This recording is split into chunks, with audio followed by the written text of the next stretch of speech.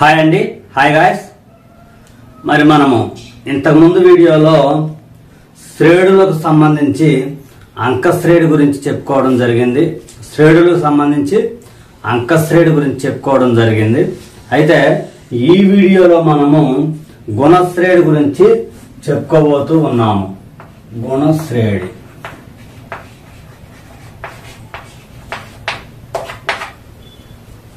So ముందే చెప్పాము, మనము అంకశ్రేణి చెప్పినప్పుడే ఒక నిర్దిష్టమైనటువంటి ఒక క్రమంలోని పెరుగుదల కానీ తరుగుదల కానీ ఉన్నట్లయితే దాన్ని శ్రేణి అంటాము.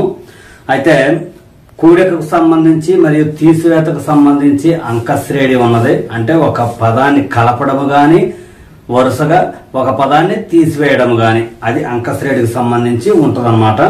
ఈ యొక్క గుణశ్రేణికి చూసుకున్నట్లయితే మనము ఒక దానితో మల్టిప్లై చేయడము లేదా డివైడ్ చేయడం, అంటే గుణకారము చేయడము లేదా భాగించడము లాంటివి వరుసగా చేసినప్పుడు ఆ యొక్క శ్రేణిని మనము గుణశ్రేణి అంటాము. ఓకేనా? ఆ యొక్క సిరీస్ ని మనం ఏమంటామంటే గుణశ్రేణి అంటాము. అంటే ఫర్ ఎగ్జాంపుల్ మనము అంకశ్రేణిలో చూసుకుంటే 2 తీసుకున్నట్లయితే ఈ 2కి 3 కూడితే 5, మళ్ళీ 3 కూడితే 8, మళ్ళీ 3 కూడితే 11. దీనికి కాదండి ప్రతిసారి కూడేది, దీనికి కూడిన తర్వాత ఇది వస్తుంది, మళ్ళీ దీనికి 3 కూడాలి.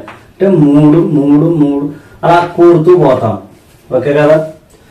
లేదు ఈ యొక్క 2ని మైనస్ అంటే 3 తీసేస్తే -1 -4 అలా వస్తాయి అన్నమాట మనకి. ఓకేనా? అలా వస్తాయి.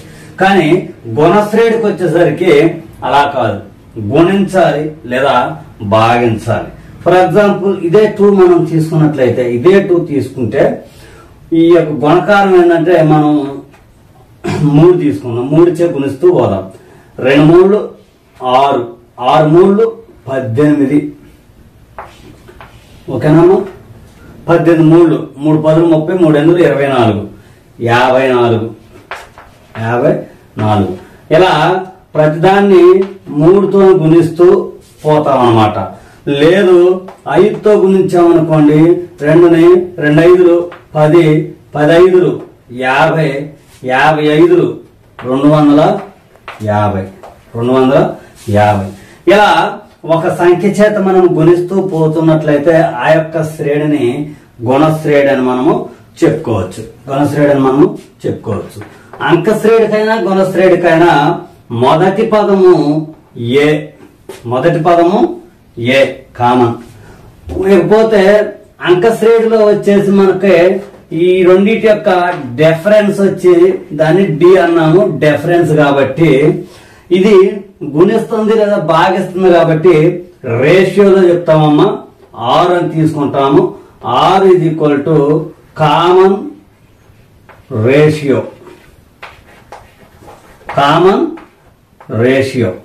Common ratio.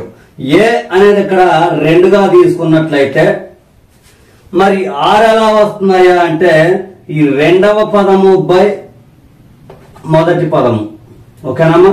10/2 that is 5. R = 5. అలా మనము కన్సిడర్ చేస్తాం, ఫైండ్ అవుట్ చేస్తాం. అయితే ఇప్పుడు దీని యొక్క సాధారణ రూపం వచ్చేసి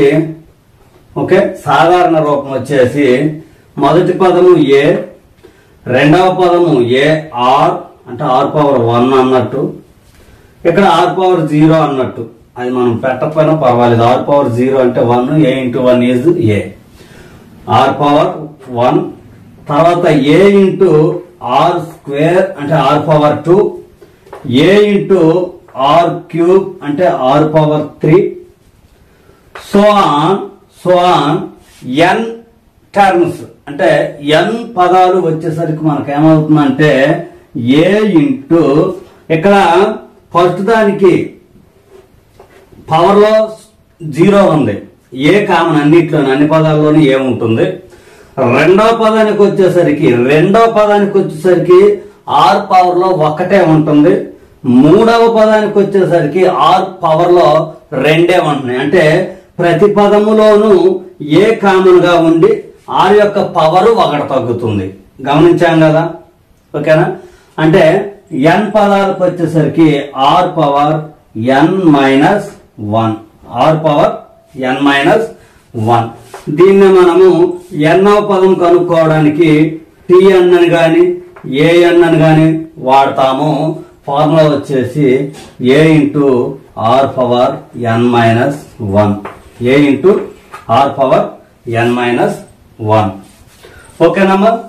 ఇక్కడ మనం చూసుకుంటే 4, 16, 64 T12 ఇది ఈక్వల్ టు ఎంత అంటే ఇక్కడ ఒక సిరీస్ ఇచ్చాడు మనకి 4, 16, 64 ఈ యొక్క గుణశ్రేణిలో T12 ఇది ఈక్వల్ టు ఎంత. గుణశ్రేణి అంకశ్రేణి మెన్షన్ చేస్తారమ్మా, మనం ఇబ్బంది పడాల్సిన అవసరం లేదు.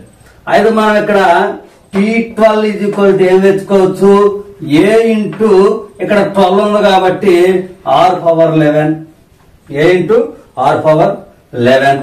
మరి a అంటే ఎంతమ్మా 4 ఇంటూ r ఇది ఈక్వల్ టు ఎంతమ్మా 16/4. దీన్ని ఎంత పెట్టి గుణించాం కదా, దీన్ని ఏతో భాగిస్తే దీన్ని ఎంత పెట్టి గుణించామో అది వచ్చింది. కాబట్టి r is equal to 16/4, r is equal to 4, r is equal to 4. So 4 into r is equal to 4 కాబట్టి 4 పవర్ 11, ఇది 4 పవర్ 1 into 4 పవర్ 11 కాబట్టి 2 కూడితే మనము 4 పవర్ 12. ఈ యొక్క సింగిల్ పదం అనేది అన్నిటికీ రాదమ్మా. ఇక్కడ a మరియు r ఈక్వల్ కాబట్టి ఈ పదం ఇందులో కలిసింది. a అను r వేరువేరుగా ఉంటే ఆ పదం అందులో కలవదు. ఓకేనమ్మా. అయితే ఇప్పుడు మనం r ఎలా తెలుసుకోవాలయ్యా అంటే ఇక్కడ ar పవర్ 0 కదా, అంటే ar అంటే ఇక్కడ లేనట్టే, ఇది 1. ఓకేనా. ఇది T1, ఇది T2, ఇది T3, T4 సో ఆన్ కదా. అంతకుముందు మనము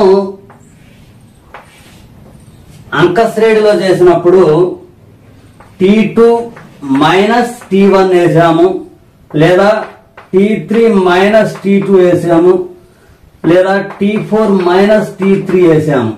అంటే ముందున్న పదం నుంచి దానికి దిగవనున్న పదాన్ని తీసేసాము కదా. మరి ఇప్పుడు గుణశ్రేణిలో ఏం చేస్తున్నామంటే గుణిస్తున్నాం కాబట్టి ముందున్న పదాన్ని దానికన్నా దిగవనున్న పదంతో భాగించాలి. ఈ యొక్క T2ని T1తో భాగించాలి, లేదా T3ని T2తో భాగించాలి. T2/T1 లేదా T3/T2 ఏదైనా, T4/T3, Tn-1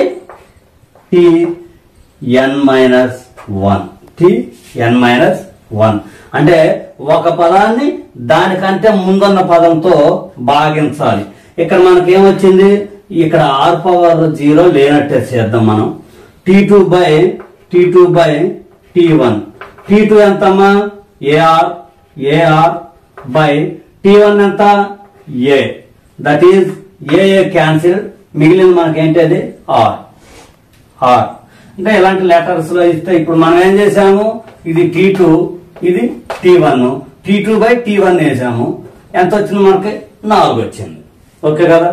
ఇక్కడ మనం ఎగ్జాంపుల్ చూసినట్లయితే 3, 18, 108 ఇలా ఒక గుణశ్రేణి ఉందమ్మా. ఈ యొక్క గుణశ్రేణిలో ఏ పదము 3 into 6 పవర్ 16 అవుతుంది అని అడుగుతున్నాడు.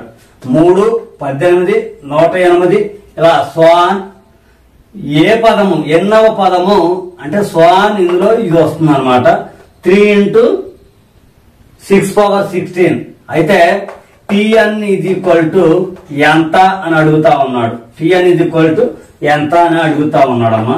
మనకి మామూలుగా process లోనేది a is equal to 3 ఇచ్చాడు, r is equal to common ratio 18/3 అంటే 6 వస్తుంది. r is equal to 6, ఇది a, ఇది r కదా. మనకి Tn ఫార్ములా ఏంటమ్మా? a into r power n minus 1 ఈ ఫార్ములాలో ఈ రెండు, ఇది 3 ఇది 6 సరిపోతుంది కదా. 6 పవర్ n మైనస్ 1 ఇది ఈక్వల్ టు 3 ఇంటూ 6 పవర్ 16 అవుతుంది. ఇవి భూములు అనుకున్నట్లయితే భూములు సమానం అంటే 3 క్యాన్సిల్ అయింది. 6 అనేది భూములు సమానమైంది కాబట్టి ఏమవుతుంది? ఇప్పుడు మనకి ఘాతాలు సమానం. n మైనస్ 1 ఇది ఈక్వల్ టు 16, n ఇది ఈక్వల్ టు 17. ఓకేనమ్మా? అయితే మనకి ఇక్కడ A3 ఉన్నప్పుడు ఇక్కడ ఇచ్చిన దాంట్లో ఖచ్చితంగా ఏ ఎంత అయితే ఉందో అంత మనకు కనిపించినట్లయితే గనక దీన్ని ఆర్ అని మనం అనుకుంటాం కదా. ఇక్కడ పవర్ లో ఎంత అయితే ఇచ్చాడో దానికి ఒకటి కలుపుకుంటూ సరిపోయిద్దమ్మా. ప్రాబ్లం చేయాల్సిన అవసరం లేదు కాంపిటేటివ్ లోనైతే. అర్థమైంది కదా? ఇది ఏకి పోతుంది, ఇది ఆరుకు పోతుంది. పవర్ ఎంత అయితే ఉన్నదో దానికి ఒకటి కలుపుకుంటే మనం చేయాల్సిన అవసరం కూడా లేదు. అదే ఎంత టర్మ్ అవుతుంది. ఓకే కదా? ఇక ప్రాపర్ గా మనం కొన్ని ప్రాబ్లమ్స్ చూసుకున్నాం. సో ఇంతకుముందు అంకశ్రేణి యొక్క మీన్ అంటే సగటు, అంకశ్రేణి యొక్క మీన్ ఏం తీసుకున్నాము? b is equal to a plus c by 2 అనేది మనము తెలుసుకోవడం జరిగింది. ఓకేనమ్మా? మరి గుణశ్రేణికి వచ్చేసరికి ఇప్పుడు a b c గుణశ్రేణిలో ఉంటే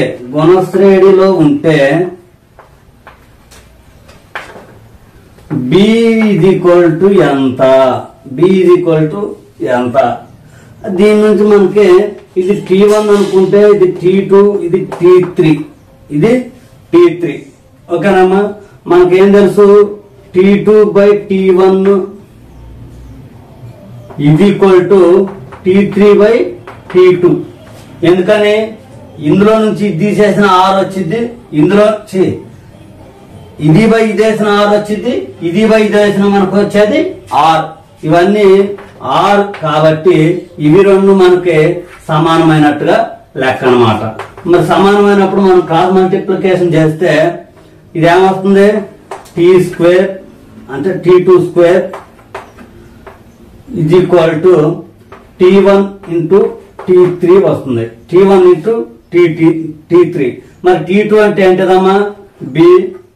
మరి T1 అంటే A ఇంటూ T3 అంటే C. B² is equal to AC.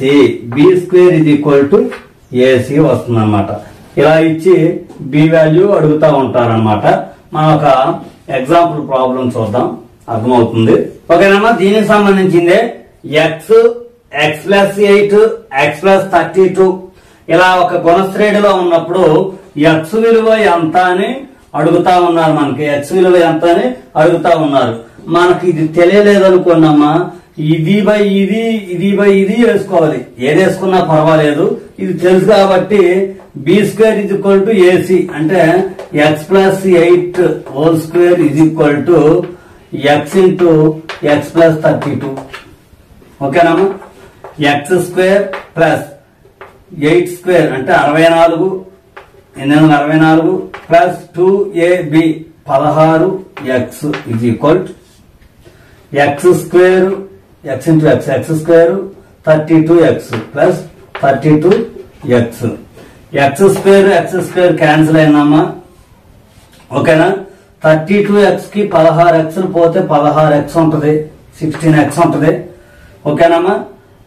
64 is equal to 16x వచ్చింది మనకి. ఓకేగా? x² get cancelled.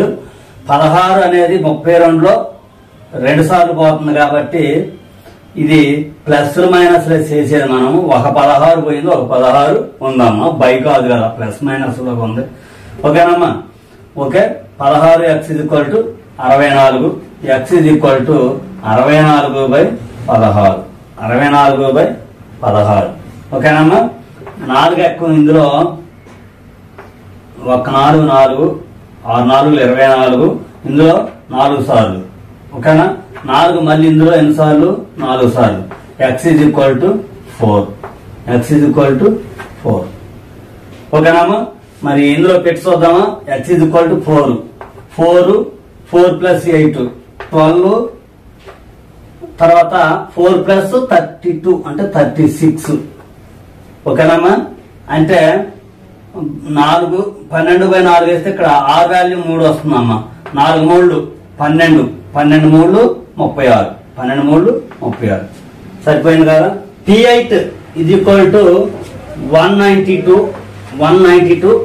r = 2 T12 ఎంత అంటే 12వ పదము ఎంత అన్నాడు మనకి ఇక్కడ r ఇచ్చాడు r = 2 మరి దీంట్లో 8వ పదము 192 ఇచ్చాడు 12వ పదము ఎంత అని అడుగుతా ఉన్నాడు దీని నుంచి మనము ఏ కనుక్కుందాము T8 ఏమవుతుందమ్మా a × r⁴ అవుతుంది ఓకేనా r⁴ అవుతుంది a × r⁴ = 192 అంతే కదా T8 192 అంటే ఇది అదే కదా ఓకే ఇందులో r = ఎంతమ్మా 2 ఏది లేదు మనకి a × 2⁴ = 192 a = 192/2⁴ 2⁴ a = మనకి 192/2⁴ వస్తుంది మరి మనం కనుక్కోవాల్సింది T12 అంటే a × r⁴11 a × r⁴11 a = ఎంత మనకి ఇప్పుడు తెలిసింది కదా 192/2⁴ ఇంటూ r అంటే ఎంతమ్మా 2 r అంటే ఎంత 2 2⁴11 2⁴11 అంటే ఈ 7 11 లో క్యాన్సిల్ అయితే ఇంకెంత మిగిలింది మనకి 4 మిగిలింది 2⁴ 192 ఇంటూ 2⁴ ఈజ్ మన ఆన్సర్ లేదా 2 రెళ్ళు 4 4 రోళ్ళు 8 8 రోళ్ళు 16 192 ఇంటూ 16 వచ్చిద్దమ్మా దీన్ని ఒకసారి మనం మల్టిప్లికేషన్ చేసుకుంటే పూర్తి ఆన్సర్ వస్తుంది ఓకే కదా T8 = a × r⁴7 a × r⁴7 = 192 దాని నుంచి a ఉంచి 2⁴7 ని అటు తీసుకెళ్తే 192/2⁴7 అయితే మనకు కావాల్సింది 12వ పదము T10 = a × r⁴11 అయితే ఏ ప్లేస్ లో ఇక్కడ వచ్చింది పెట్టేశాము ఈ 2⁴11 కి 2⁴7 కి పోతే 4 మిగిలింది 192 × 2⁴4 అంటే 16 వచ్చింది ఓకేనా అంతటి వరకు ఇస్తేనేమో అదే ఆన్సర్ లేదంటే దీని తర్వాత కొంచెం మనం మల్టిప్లికేషన్ చేయాల్సి ఉంటుంది ఓకే కదా నెక్స్ట్ T4 = 2/3 T7 = 16/81 అయినా r ఎంత T4 = 2/3 T7 = 16/81 అయితే a ఎంత r ఎంత అంటే r విలువ ఎంత a విలువ ఎంత ఓకేనమ్మా మనకి ఇచ్చింది ఏంటది T4 ఇచ్చాడు తర్వాత T7 ఇచ్చాడు మనం ఇప్పుడు T7/T4 వేద్దాం T7/T4 వేసినట్లయితే T7 అంటే ఎంత a × r⁴6 T4 అంటే ఎంత a × r⁵ a × r⁴6 అంటే ఎక్కడే చేద్దాంలే ఏ క్యాన్సిల్ అవుతుందమ్మా ఈ యొక్క 6 లో 3 అనేది 3 క్యాన్సిల్ అయితే ఇక్కడ 3 మిగిలిద్ది ఓకే కదా అంటే ఇది బైలో లేదు 3 2 సార్లు పోవటానికి ఇది r⁴6 ఇది r⁴3 r × అలా 3 రాస్తే r × అలా 6 రాస్తాము 3 క్యాన్సిల్ అయితే 3 మిగులుతాయి r⁴3 మిగిలిందమ్మ r⁴3 మాత్రమే మిగిలింది మనకి ఇప్పుడు బై చేయాలన్నమాట. 16/81/2/3. ఓకేనమ్మా. 16/81 బై 2/3. బై 2/3 అంటే ఇంటూ 3/2 వేసుకోవచ్చుగా. బై 2/3 అంటే ఇంటూ 3/2 ఇది ఈక్వల్ మనకేం మిగిలింది ఇక్కడ r³ ఒకటే మిగిలింది. T7/T4 చేస్తే మనకి ఇది వచ్చింది, r³ మాత్రమే వచ్చింది. మరి ఇక్కడ T7 అంటే ఇది, T4 అంటే ఇది కాబట్టి ఇది బై ఇది చేస్తాం. 16/81 బై 2/3 కాబట్టి ఇంటూ 3/2 వేస్తున్నాం. 2 అక్కు ఇందులో 8 సార్లు పోద్ది. 3 అక్కు ఇందులో 2 3 6 7 3 21 27 సార్లు పోతుంది. 8/27 r³ is equal to 8/27. మరి దీన్ని మనం క్యూబుల్లోకి మారిస్తే r³ is equal to ఈ 8 ని 2³ గా రాయొచ్చు, 27 ని 3³ గా రాయొచ్చు. 2/3 whole cube. ఓకేనామా. r³ ని 2/3 whole cube గా రాయొచ్చు. ఎందుకంటే దీన్ని 2 × 2 × 2 2 రోజులు 4 4 రోజులు 8. దీన్ని 3 × 3 × 3 3 3 9 9 27 2/3 whole cube. అంటే క్యూబ్ క్యాన్సిల్ అయితే r is equal to 2/3. r is equal to 2/3. Okay కదా. అయితే ఇప్పుడు మనము r వాల్యూని T4 లో గాని T7 లో గాని సబ్స్టిట్యూట్ చేసి ఓకేనా ఏ వాల్యూ కనుక్కోవాలి. T4 is equal to ఎంత వచ్చిందమ్మా. T4 అంటే a × r³ is equal to 2/3. దీని నుంచి a × r³ r అంటే ఎంత 2/3 whole cube is equal to 2/3 power 1 ఉన్నట్టు లెక్క. a is equal to 2/3/2/3 whole cube. ఈ ఒకటే ఇందులో పోతే 2 మిగులుతుంది. ఇది బయటికి పైకి తీసుకొస్తే a is equal to 2/3 whole inverse అంటే -2 whole power -2 r is equal to 2/3, a is equal to 2/3 whole power -2 గుణశ్రేణిలో పదాల మొత్తము ఇప్పుడు మనకి ar² ఇలా ఉన్నాయి. స్వాను ఎంతమ్మా ar⁻n−1.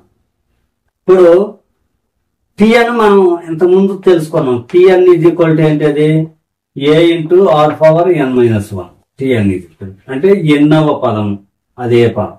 మరి Sn is equal to ఏంటంటే దీన్నే కరెక్ట్ గా ఈ -1 ఇక్కడ పెట్టాడు. ఏం లేదు పెట్టుకున్నాం అర్థమైంది మనకు. r⁻n−1 బై r−1 ఓకేనమ్మా. Sn ఓకేనా. Sn is equal to a × r⁻n−1 by r−1. అది కనుక r అనేది 1 కంటే పెద్దదైతే r గనక 1 కంటే పెద్దదైతే ఇలాగూ, ఒకవేళ r కంటే చిన్నదైతే 1 - r⁻n బై అంటే 1 కంటే r గనక చిన్నదైతే 1 - r. ఇందులో ప్రాబ్లం ఏమి లేదమ్మా. r less than 1. ఇప్పుడు r అనేది 1 కంటే పెద్దదైతేనేమో ఇందులో నుంచి 1ని తీసేస్తున్నాము. r అనేది 1 కంటే చిన్నదైతేనేమో 1లో నుంచి దీన్ని తీసేస్తున్నాము. అంతే తేడా. ఓకేనమ్మా. అర్థమైంది కదా. r అనేది పెద్దదైతేనేమో 6లో నుంచి 1ని తీసేస్తున్నాం. 1 అనేది పెద్దదైతే 1లో నుంచి 6ను తీసేస్తాం. అంతే తేడా. ఓకేనా. నెక్స్ట్ పోతే 2 2 3 6 6 3 18 స్వాన్ S10 ఓకేనామా S10. ఇప్పుడు మనకి ఇది A2 R is equal to ఏమవుతుంది 3 అని మనం ఇప్పుడే చెప్పుకున్నాం. 2 3 6 కాబట్టి R is equal to 3. మరి Sn తెలియాలంటే మనకు ముందు T10 తెలియాలి. T10 తెలిసిన తర్వాత S10 తెలుసుకుంటాం. అంతే కదా? అంతేనా? అవసరం లేదు. అది అంకశ్రేణిలోనైతేనేమో అలా చేయాలి. ఇప్పుడు డైరెక్ట్ గా మనం Sn ను కనుక్కోవచ్చు. ఎలాగెక్కడ మనం వాడాల్సింది A మరియు R మరియు N మాత్రమే. A R N ఓన్లీ, అంతే కదా? అది 7వ పదం అనేది ఇస్తున్నాడు కదా, 10వ పదాన్ని. ఇది మనకి ఎప్పుడంటే అంకశ్రేణిలో చివరి పదం తెలియాలంటే అప్పుడు వాడతాం. ఓకేనా? T10 అనేది. ఇప్పుడు S10 is equal to ఏమనుకున్నాం మనము? A into R power N minus 1 by R అనేది 1 కంటే పెద్దదే కదా, R minus 1. A అంటే ఎంత? 2 into R అంటే ఎంత అమ్మా? 3 పవర్ N అంటే ఎంత? S10 అన్నాం కదా, అంటే 10 minus 1 by 3 minus 1 2 into 10 power 3 power 10 minus 2 by 2 లేదు, ఈ 2 క్యాన్సిల్ అయిపోద్ది. ఓకే, పర్వాలేదు. ఈ స్టెప్ వేయకపోయినా బాధ లేదమ్మా. ఈ 3 minus 1 2 అవుతుంది. ఈ 2కి క్యాన్సిల్ అవుతుంది. మిగిలేది ఏంది? 3 power 10 minus 1 ఓకే కదా? 3 power 10 minus 1 అంటే R ఎంతో తెలిస్తే మనకి, ఓకేనమ్మా? అంటే ప్రతి దాంట్లోనే అలా పోదమ్మా, ప్రతి దాంట్లోనే 2 పోదు. ఒకవేళ R వాల్యూ 4 అయింది అనుకోండి, ఇప్పుడు 2 4 8 8 4 కదా, 2 4 8 4 8 32 ఇట్లా S10 అడిగాడు అనుకోండి, ఏ మారలేదు కదా, 2 into R power N R power 10 minus 1 by R minus 1. మరి 2 into R power 10 అంటే అంత ఇక్కడ 4 కదా, 4 power 10 minus 1 by, మరి ఇక్కడ R ఎంత అమ్మా? 4 minus 1 అంటే ఎంత? 3. అంటే 2 పోలేదుగా. ప్రతిసారి ఇలా పోయిద్ది అంటే ఇందాకలా ఒకటి చెప్పుకున్నాం కదా, డైరెక్ట్ గా ఇక్కడ పదాన్ని చూసి తగ్గించేయటం ఎక్కించేయటం అని. అలా కాదు. ఇక్కడ 2 అనేది అంటే A మరియు R ఒకటే డిఫరెన్స్ ఉన్నట్లయితే ఇలా చేయొచ్చు అనమాట. అంటే A 4 ఉంటే R 5 అయితే అప్పుడు 5 minus 1 4 కాబట్టి A క్యాన్సిల్ అవుతుంది. ఓకే, 2 √2 2√2 128 అంటే చివరి పదము 128. ఎన్నవ పదము ఎంత అంటే ఎన్నవ పదము 128 అవుతుంది గుణశ్రేణిలో కనుక ఉన్నట్లయితే, జీపీలో ఉంటే అని అడుగుతా ఉన్నారు. మనకు జీపీలో ఉన్నట్టయితే Tn is equal to ఏంటిది? A into R power N minus 1. ఇందులో A is equal to 2 అమ్మ, R is equal to √2 ఓకేనా?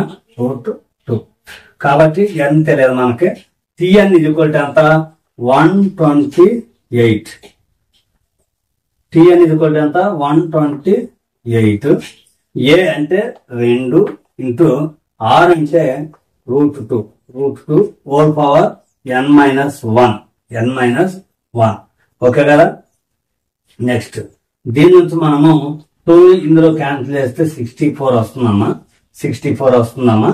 √2 whole power N minus 1 is equal to 64. దాని నుంచి మనం ఏం రాసుకోవచ్చు అంటే √2ని 2 power 1/2 అని రాసుకోవచ్చు. 2^1/2 పవర్ n-1 పవర్ n-1 ఇది ఈక్వల్ టు 64. దీని నుంచి మనము 2^1/2 ఇంటూ n-1 ఎంత పవర్ కదా ఓకేనా.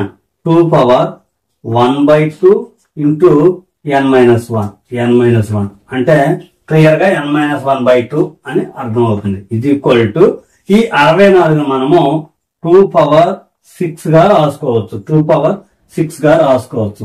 2 into 2 into 2 into 2 into 2 6 2 2 4 4 2 8 2 2 4 4 2 8 8 8 64 8 8 64 okay కదా.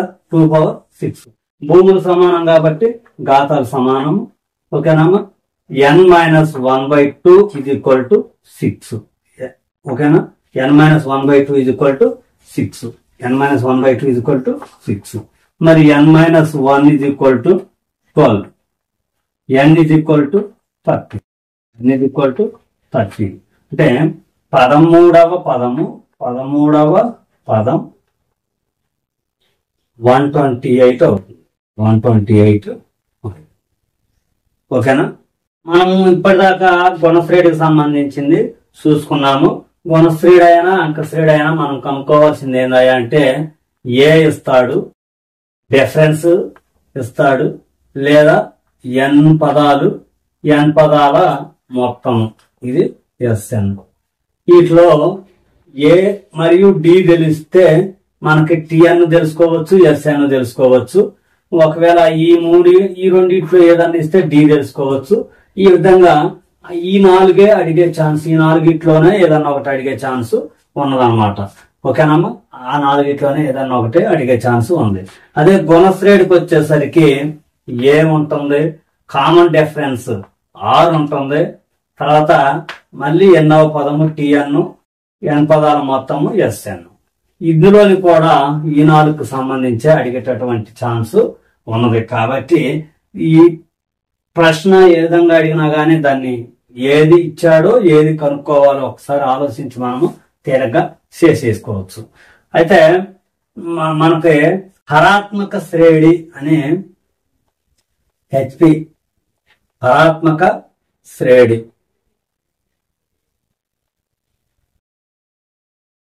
ఇది మనకి పూర్తిగా ఇవ్వలేదు సిలబస్ కి. అంటే మనకి టెట్ అండ్ డిఎస్సికి సంబంధించి ఏమి ఇచ్చాడయ్యా అంటే పరిచయం మాత్రమే ఇచ్చాడు. మనకి పరిచయం మాత్రమే ఇవ్వడం జరిగింది. దాని గురించి మనము రెండు విషయాలు తెలుసుకుందాం. ఇప్పుడు అంకశ్రేణి ఏదైతే ఉందో దీని యొక్క రెసిప్రోకలే అంటే 1/అంకశ్రేణి ఇది ఈక్వల్ టు హరాత్మక శ్రేణి ఓకేనమ్మా.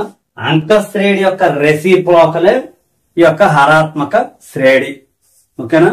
హరాత్మక శ్రేణి అంటే ఇప్పుడు ఏ ప్లస్ బి ఏ ప్లస్ 2d అని అంకశ్రేణిలో ఉన్నాయి కదా. ఏ plus D A plus 2d ఇలా అంకశ్రేణిలో ఉన్నాయి.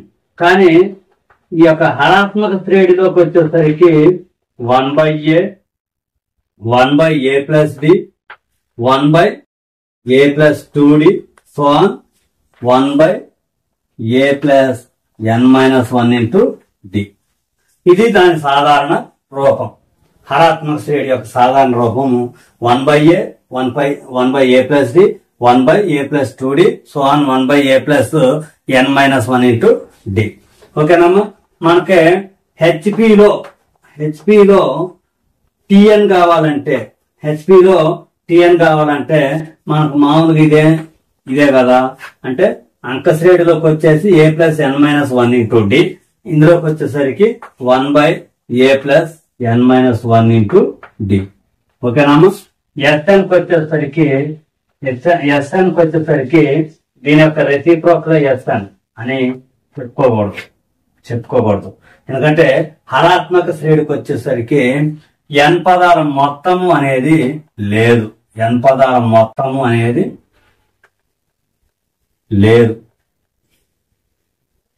ఓకేనామా? మొదటి పదము చివరి పదము దాని యొక్క నార్మల్ ఫామ్ అంటే సాధారణ రూపం, జనరల్ ఫాము, ఇవన్నీ ఈ యొక్క అంకశ్రేణి దానికి ఉన్న రెసిప్రోకలే ఈ హరాత్మక శ్రేణి. ఈ హరాత్మక శ్రేణిలో టిఎన్ అంటే ఎన్నవ పదం వచ్చేసి 1/a+n-1 ఇంటూ డి, ఎందుకంటే దాని యొక్క రెసిప్రోకలే. కానీ అలాగనే దాని రెసిప్రోకల్ అయినటువంటి ఎస్ఎన్ కూడా హెచ్పిలో ఉంటుందా అంటే ఉండదు. ఎన్ పదాల మొత్తం అనేది హరాత్మక శ్రేణిలో లేదు, హరాత్మక శ్రేణిలో లేదు. ఇప్పుడు మనము అంక శ్రేణిలో ఏపీ మీన్ చూసాము, ఏపీ మీన్ చూసాము. గుణశ్రేణిలో జీపీ మీన్ చూసాము, ఇది B is equal to a+c/2, ఇది b² is equal to AC. మామూలుగా బి కావాలంటే √ac. ఇప్పుడు హెచ్పిలో మీన్ వచ్చేసి దీని యొక్క రెసిప్రోకలే, అంక శ్రేణి యొక్క రెసిప్రోకలే హెచ్పి కాబట్టి హెచ్పి మీన్ ఏమవుతుందయ్యా అంటే ఇది B is equal to a+c/2. ఏంటది? అంక శ్రేణి ఏపీ, ఫ్రమ్ ఏపీ నుంచి మనకి ఇది వస్తుంది. B is equal to a+c/2. మరి రెండుని తీసుకొద్దాం. 2b is equal to a+c అవుతుంది, 2b is equal to a+c అవుతుంది. దీని నుంచి మనకి ఇది దీని యొక్క రెసిప్రోకలే కాబట్టి 2/b is equal to 1/a plus 1/c అవుతుంది. ఓకేనమ్మా? దీని యొక్క రెసిప్రోకలే కాబట్టి 2/b is equal to 1/a plus 1/c అవుతుంది. దీని నుంచి మనం ఏం రాసుకోవచ్చు అంటే దీని ఎల్సిఎం తీసుకుంటే 2/b is equal to ac, LCM తీసుకుంటే ac వస్తుంది.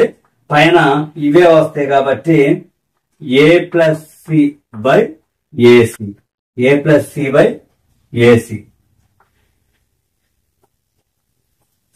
Okay, 2ac is equal to b into a+c, ఓకేనా? b is equal to 2ac by b into a+c. b ఇటు వచ్చిందిగా a+c, b is equal to 2ac by a+c. ఓకేనామా? ఇక్కడ వచ్చింది ఏంటి? అంక శ్రేణిలో b is equal to a+c/2. హరాత్మక శ్రేణిలోకి వచ్చేసరికి మీనే వచ్చింది 2ac/a+c. ఓకేనమ్మా? అర్థమైంది కదా? దీంతో మనకి అంక శ్రేణి ప్రాబ్లమ్స్ మరియు గుణశ్రేణి ప్రాబ్లమ్స్, హరాత్మక శ్రేణి యొక్క పరిచయం కంప్లీట్ అయింది. దీని నుంచి మనము ఏ ప్రాబ్లమ్స్ అయినా, ఎలాంటి ప్రాబ్లమ్స్ అయినా అంక శ్రేణి గుణశ్రేణుల నుంచి మనము చేసుకోవచ్చు. ఓకేగా? వీడియో నచ్చినట్లయితే లైక్ చేయండి, షేర్ చేయండి, నచ్చినట్లయితే సబ్స్క్రైబ్ చేసుకోండి. ఓకేనా?